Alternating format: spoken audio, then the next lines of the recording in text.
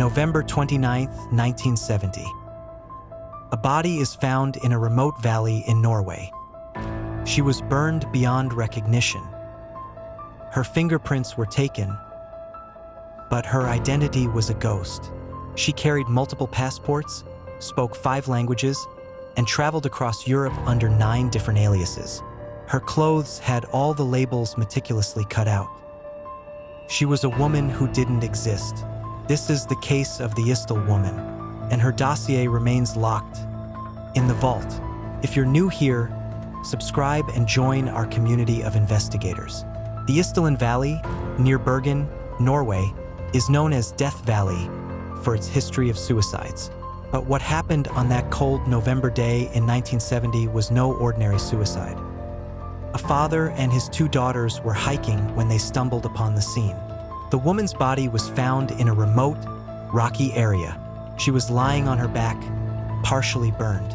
Nearby, police found a bottle of St. Halvard liqueur, a plastic bottle, and a tube of a strong sleeping pill called fentanyl. Crucially, all labels on her clothing had been cut out. Days later, police located 2 suitcases checked at the Bergen railway station. They were registered to a fictitious name. Inside, the mystery deepened. The luggage contained 9 used teaspoons, a pair of glasses without prescription, and a coded note written on a notepad. It also contained German, British, and Norwegian currency, and a variety of wigs. The most telling detail: a small amount of Norwegian money was found, but the German money was far more substantial. The coded note, when finally deciphered, turned out to be a travel itinerary, listing dates and locations across Norway and Europe.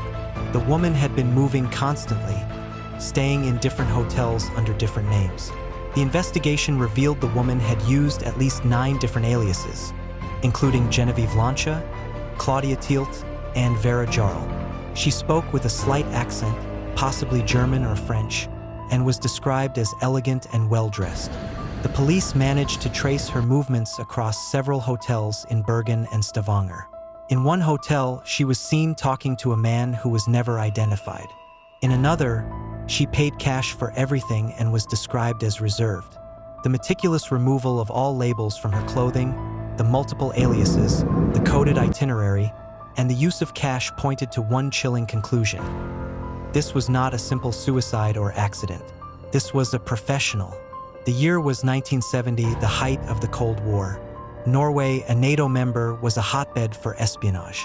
The location where the woman was found, Isdal Valley, was suspiciously close to a secret Norwegian military missile testing site. The theory that the Isdal woman was a spy, perhaps a courier or an agent, gained traction. Her ability to speak multiple languages, her constant travel, and her use of disguises fit the profile perfectly. The police found traces of the rare element barium in her body, a chemical often used in explosives. The cause of death was ruled as a combination of a massive dose of fentanyl sleeping pills and carbon monoxide poisoning from the fire. But was it self-inflicted, or was she silenced?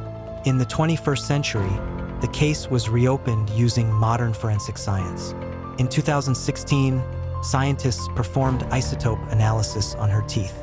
The results were stunning. The isotopes in her teeth and bones indicated she was likely born in Nuremberg, Germany, or the border region between Germany and France around 1930. This contradicted the initial theory that she was Belgian. Furthermore, a new DNA profile was extracted from her body, confirming her European heritage. Despite this breakthrough, her name remains unknown.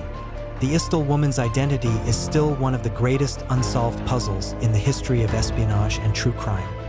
The Isdal woman was a master of disguise, a phantom who left behind a trail of coded messages and false identities. Was she a spy who completed her mission and was then eliminated?